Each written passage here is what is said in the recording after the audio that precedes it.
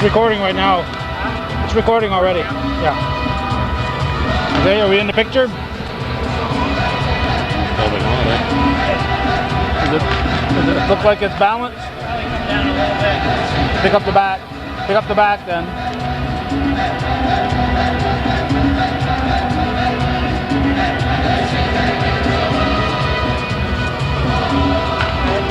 Okay. We've got Mr. Ed Sweeney on the camera, or off to the side of the camera, or so anything that as bad as this picture looks, we're going to blame it on Ed Sweeney. Call him up, give him heck if this picture doesn't look good. Of course, he can't do much about what the camera is pointing at, but That's true. outside of the balance of the picture, that's his fault. I gotta find a box here or something to stand on. We got Mr. Jim Tierney with us, and Ed Sweeney, as I said, with the camera. We're here for the countdown, the final countdown, I believe. This is the last 9 home games of the 2004 season, and I am 99 and 44/100% sure that this is the last 9 home games that'll happen here in Montreal for the Montreal Expos. They are playing the New York Mets tonight. Jim Tierney is one of them closet Mets fans, so we made sure to bring him along. The Expos and Mets are in a big battle for 4th place, Jim.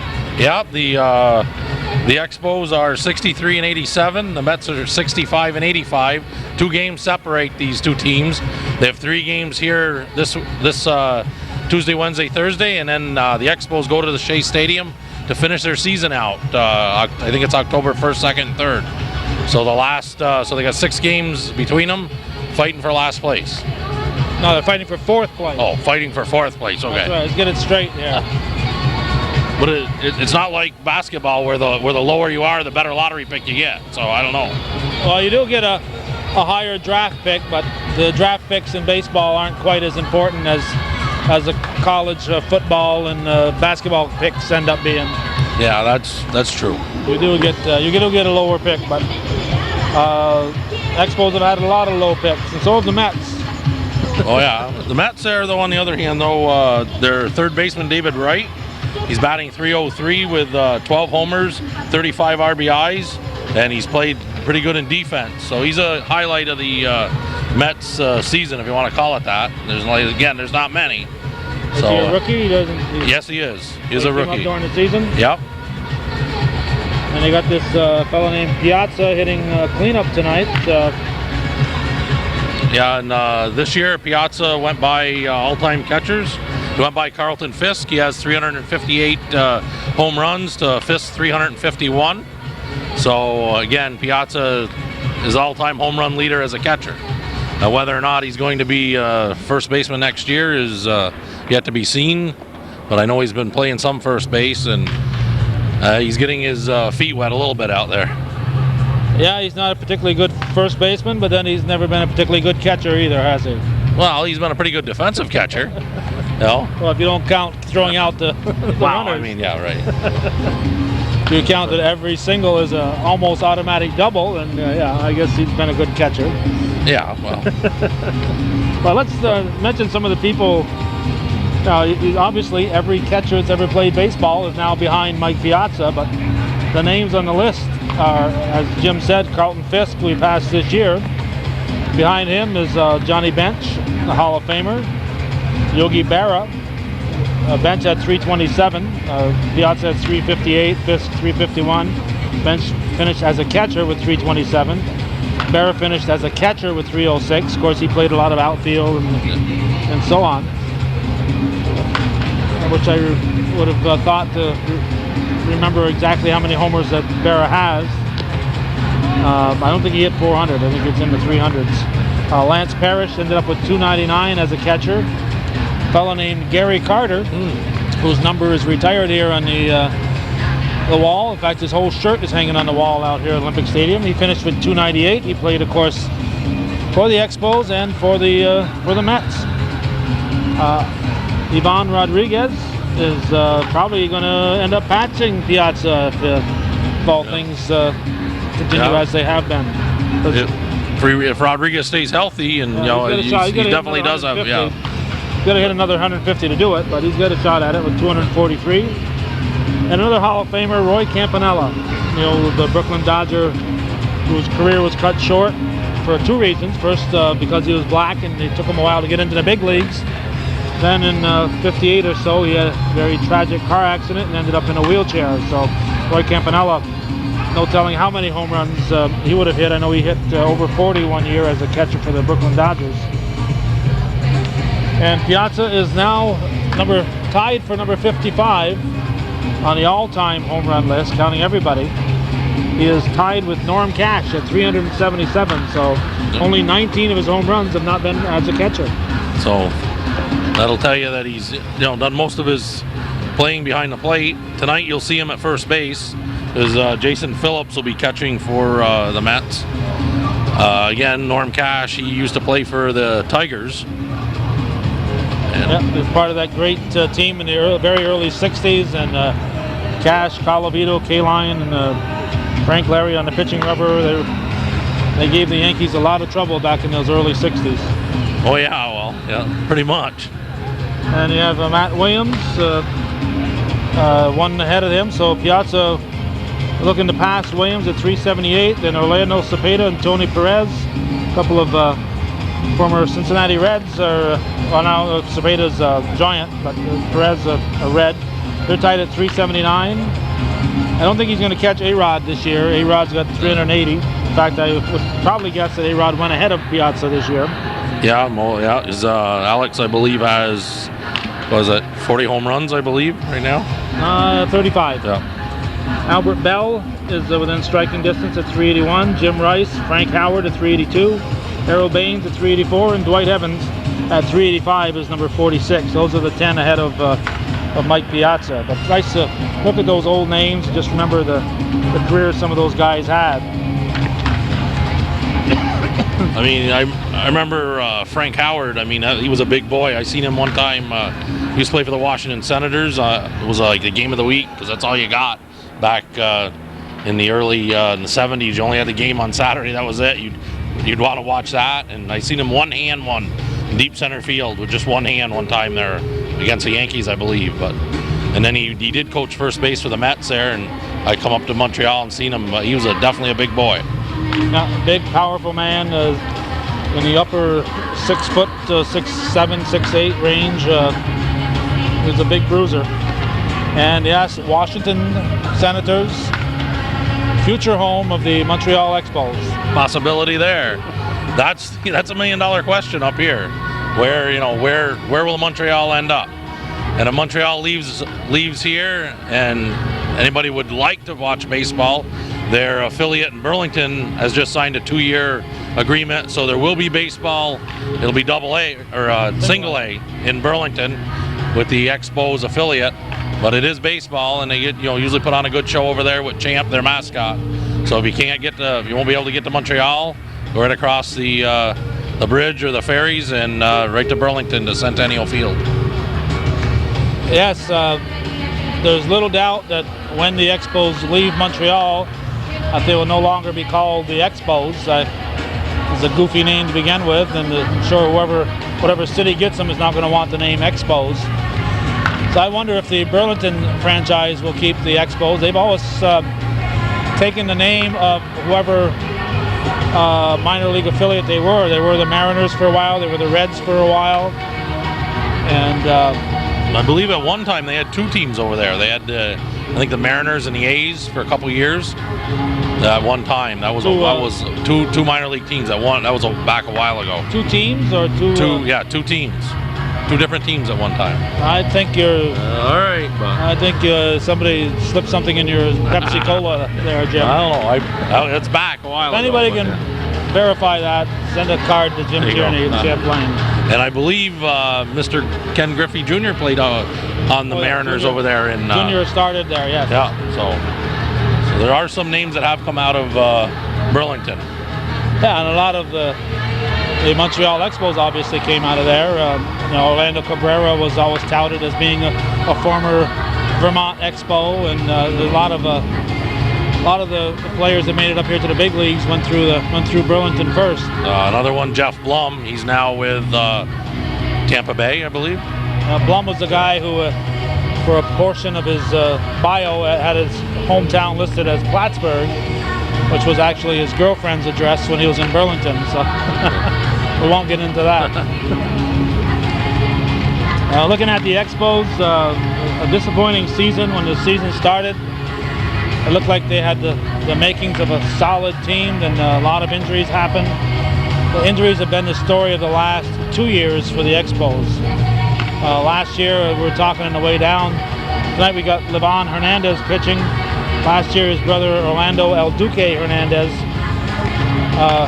was traded to the Expos as part of the Bartolo Colon trade, and he ended up not playing a game with them.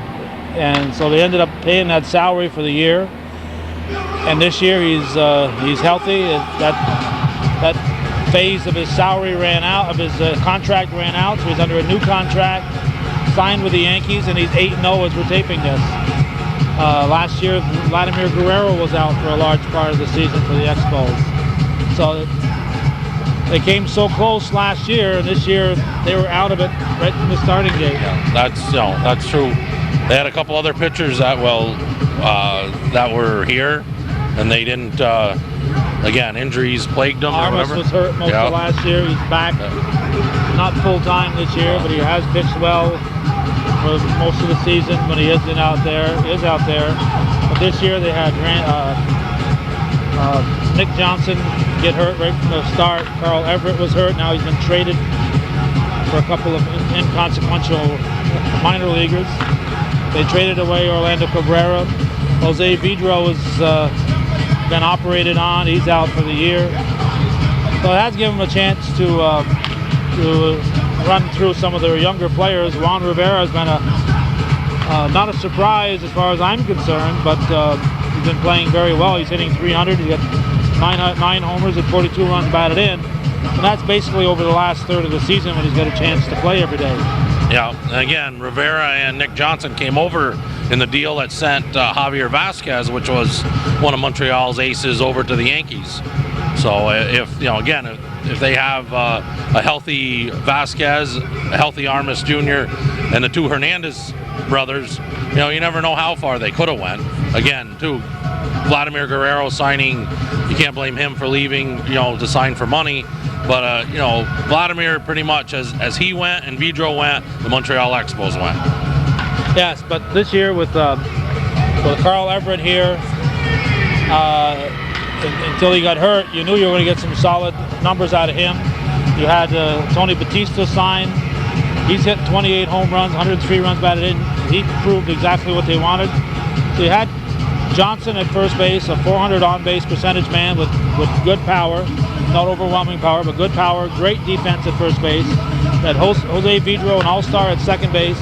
Orlando Cabrera, a Gold Glove winner at shortstop, and Batista at third base. So you had a real solid infield. In the outfield, you had Carl Everett, who was a proven all-star. You had Brad Wilkerson, who's got 29 home runs, 60 runs batted in this year. He's now at first base, but he was supposed to be in that outfield. And then you split the time between Rivera and Termel Sledge and Andy Chavez. You had a good, solid club. Oh yeah, they did. They had the potential of being a contender, especially the way the East started. I mean, granted the Braves are there now, but they got hot late. But earlier in the year, it was a ping-pong match between a lot of teams. The Mets at one time were in it also. They were only a couple games out, and that's why they never made any big trades or big acquisitions after the All-Star break, because they thought that they had a chance. And things just ballooned, and then they fell apart. As Jim mentioned earlier, the Expos are 63-87. For the past several years, they've been over 500. They've been right around 500 right along. Well, this is probably one of the worst seasons they've had in quite a few years, and it happened right from the starting gate. They had an excellent spring training. They were the top of the National League teams during the spring training, and it looked like they're set to go. But right now they're set to go somewhere else. Pretty much. Like I said, time's ticking. There's 9 games left. Again, if anybody would like to see Major League Baseball in Montreal, you only got a few games left to get up here, and I'm sure you can find a good seat. Well, to the people in the Plattsburgh and Malone areas, and you see this, it's going to be too late. The people in the Champlain Channel 24 viewing area, there is still time when you see this to get yourselves up here. It's definitely going to be the last chance to catch Major League Baseball in Montreal. And, I think a lot of people will miss it, but a lot of people, I know in talking to people, a lot of people didn't come up this year. They're just so fed up with it that as far as they're concerned, it's already over. Yeah, that's pretty much some of the take I get from people. And again, too, people would say, well, around our area, around the viewing area in Champlain and that, there is quite a few Yankee fans and Red Sox fans. And again, they said, well, Montreal was in the, American League East, or if they played more they played the Red Sox or the Yankees more or whatever, that we would go there. We would go watch games there. Again, you do know wherever the Yankees and the Red Sox play, most of the time they do draw quite a bit of a crowd. So it's, they do have a lot of the all-star players, and they do put on a good show. Again, like I know I came up for both the Yankees and Red Sox series last time they were here, and there was over 30,000 at most of the games. And I think Montreal's probably got 30,000 their opening game, and then that's been about it. Yeah, they may have hit 20 at one time or another, but that's been about it. Well, Jim, anything else that you think is important that we should talk about? Well, the Mets and the Expos are here. The Mets have been taking batting practice behind us. No, last time the leadoff guy for the Mets, Eric Vallant, the last time we were up here, he hit for the cycle. And again, he's been playing fairly well since he's been in there all the time. Mike Cameron, if you do remember, they had the Montreal heckler. He made a bet with him, and he's supposed to, the heckler's supposed to sit in the bleachers tonight, but I'm sure that he's going to talk his way out or heckle his way out of it. It's usually what he does. But again, Cameron has played well when he's come to Montreal.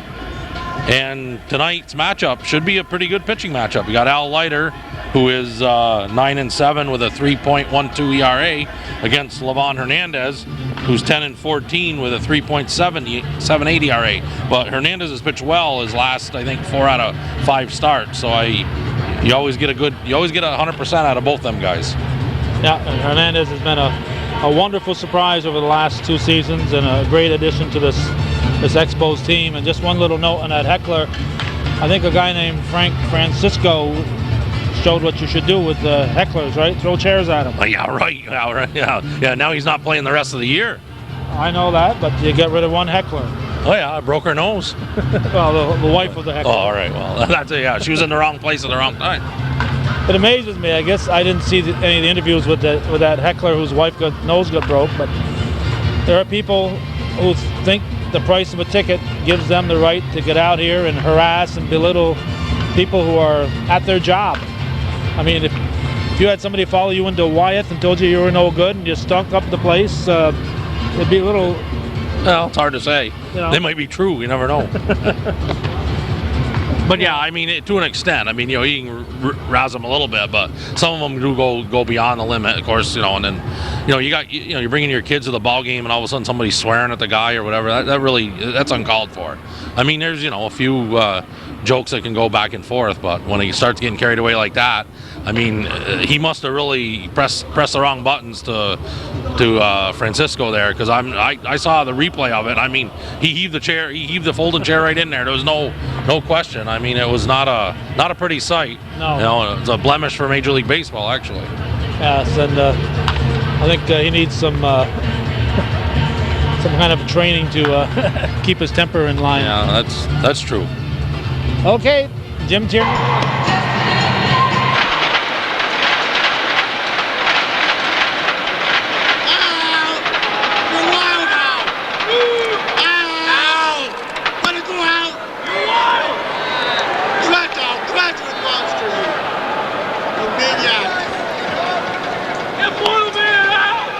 Motivate you, buddy.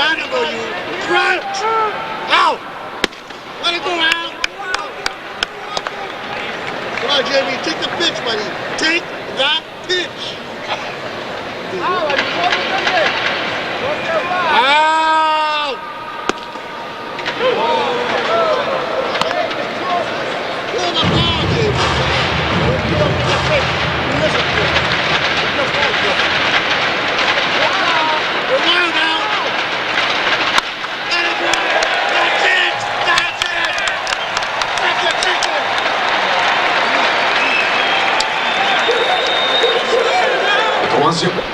Ow! You're wild! You're wild now!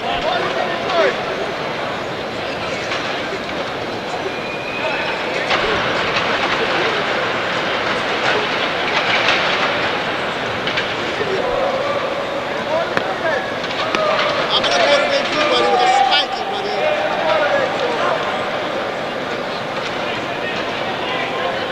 Knock you out. Come on, get down.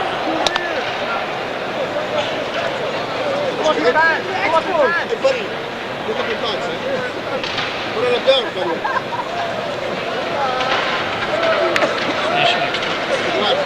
Valentino Masnucci.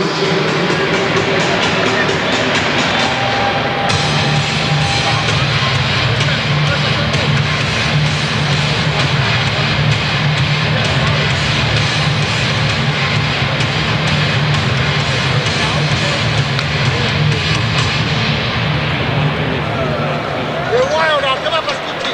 Come on, Pascucci. Ow! Ow! You're nervous, Al. You're nervous.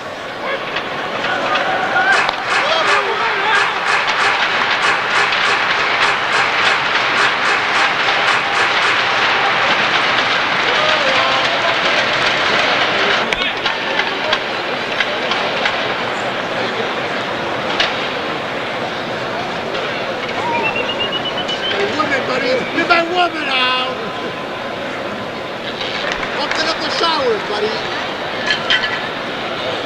I think like a paddle.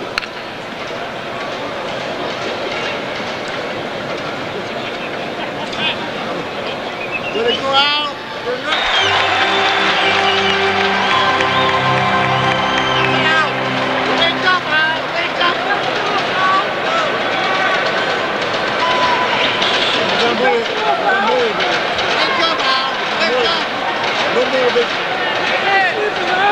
Wake up, Al. Hey, Philip.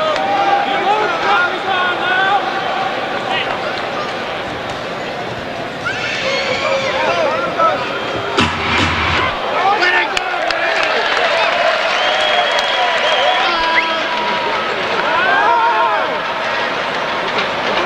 Wow.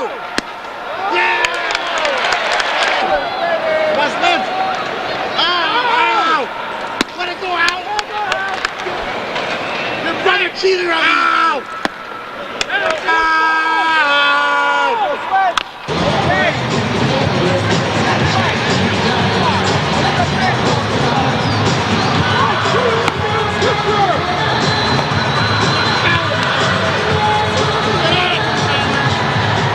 The Bucky Bear first baseman Mike Panetsky. Cal! Run! It's Roger Clemens, Mike! Run, Mike! And half piece is over, buddy! Let it go! You're gonna just spike you, buddy. You coward! Let it go, coward! Coward!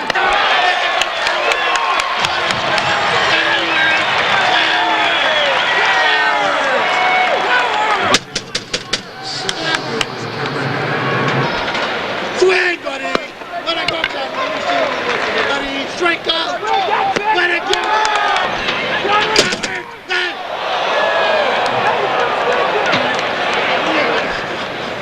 Swing!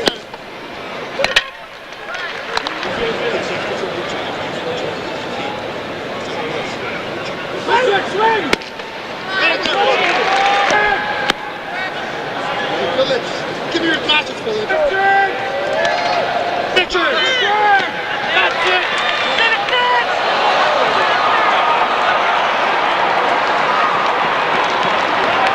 Hey, Todd! Todd! Ow!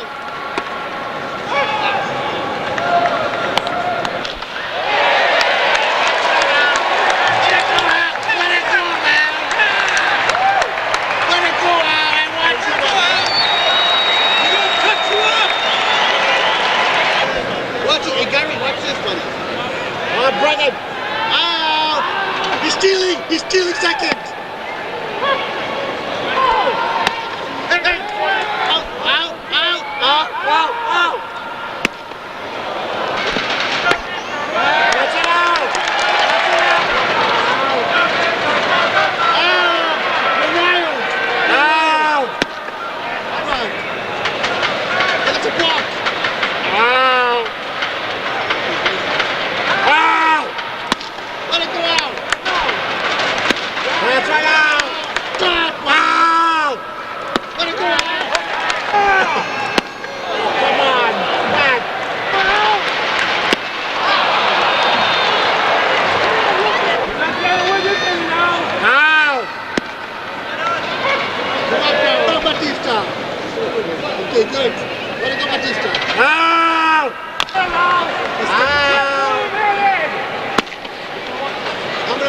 you, buddy.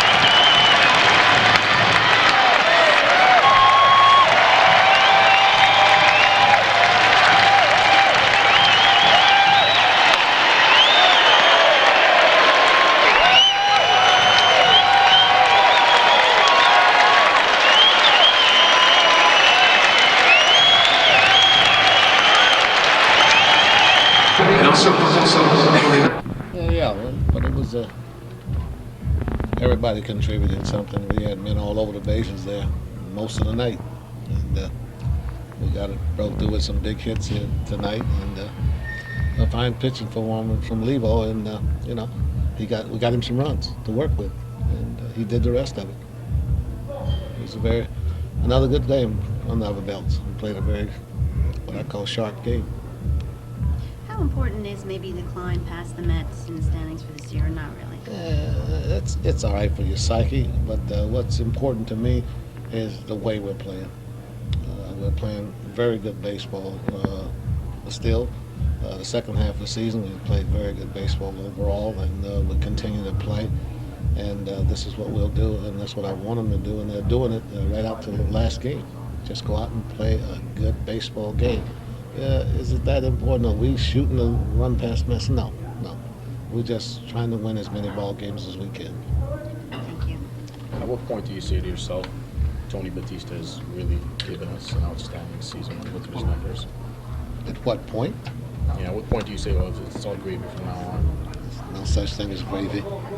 He's given us what it was advertised, 30 plus home runs, 100 plus RBIs. He's given us what he said he would give us, and he's done that. And he's given us a lot of big hits this year. And he seems to get his RBIs in bunches, 3, 4, I guess. Driving 100 runs, you have to get them in bunches occasionally. But he's got a lot of big hits for us. And he got off to such a slow start, and he's put these RBIs together in a short period of time. The fact that now he's got 30 home runs and 100 RBIs, is that really one of the reasons why you were keeping him out there every day? No. I was keeping him out there every day because he's playing good defense, and we needed the good defense even when we weren't hitting to try to keep ourselves in ball games. And he was playing an outstanding third base, and he wasn't hitting much the first half of the season, but that's why he stayed out there. And Tony wants to play every day too. He comes to the ballpark prepared to play every day, and even when I wanted to give him a rest, he doesn't like it. I just have to give him a day off once in a while. But when he's going good, he stays out there, and when he's I feel like he hits a little rut, I'll give him a day or two off. Thank you, Frank. I'll see. You're welcome.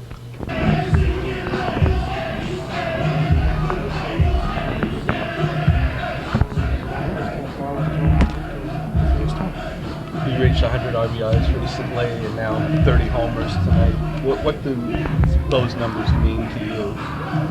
I think those the number every player looking for. Thanks God I did it today, and like you say, I got 100 RBI, 30 homers now, so I'm gonna continue, finish strong this season, and support the team and give me what I got, and let's see what happens later on. You came into this thing at the beginning of the season. Did you figure at one point I'm going to be the one carrying this team? No, I think I'm gonna be one of the key, but not like I'm doing right now. I think we're gonna try to support Pedro, and all those guys, Carl when he was here, and Liban, Tony Alma, Wiki, everybody. I think everybody together, that's how we make a team. Tony, you guys have spent virtually the whole season in last place. Now you're within a game of moving into a tie for fourth with these guys too. How much is that motivating you guys? I think everybody, got to be much better, more happy. I think the way we've been playing and showing to the other people and to everybody, we belong here. And I think it's just a matter of time. I think if we've been in the last place, because we don't have pretty good teams, just bad moment, bad time, bad situation. But I think if for next year they put the little kid, they make some move, they bring a couple players. I think this team compete much better and be more close to the World Cup. Who knows? Tony, do you ever think of what this season might have been if you hadn't gotten chickenpox in spring training, you hadn't gone off? Do you ever think of how good this season, how much better this season could have been if you hadn't gotten chickenpox in spring training, and you hadn't gotten off to a slow start? I think the chickenpox happened for a reason. Probably, I was tired, so 12 days doing nothing was pretty good for my body, for my mind, and right now I'm feeling strong. So I can't say nothing about if I was without chickenpox gonna do much better. Right now is the situation, the number we have right now, that's what we gotta get. Do you think that impacted the way you started the season this year, or no? No, just bad moment, bad time, bad situation. The first 3 months, I'm just gonna continue to believe in God, and I think it happened right now. I think He don't gonna disappoint me, and I'm gonna continue believing Him even if I don't hit a 30 home this year or next year. So I'm gonna continue believing Him, and I'm looking something much better than 30 home or 40 home. Because you never thought at any point in April or in May that maybe this is just going to be a bad season. You never gave up hope. Well, we'll be out for about 6 months. We hopefully get him back by spring training. Who's doing the surgery? That guy in Birmingham, yes.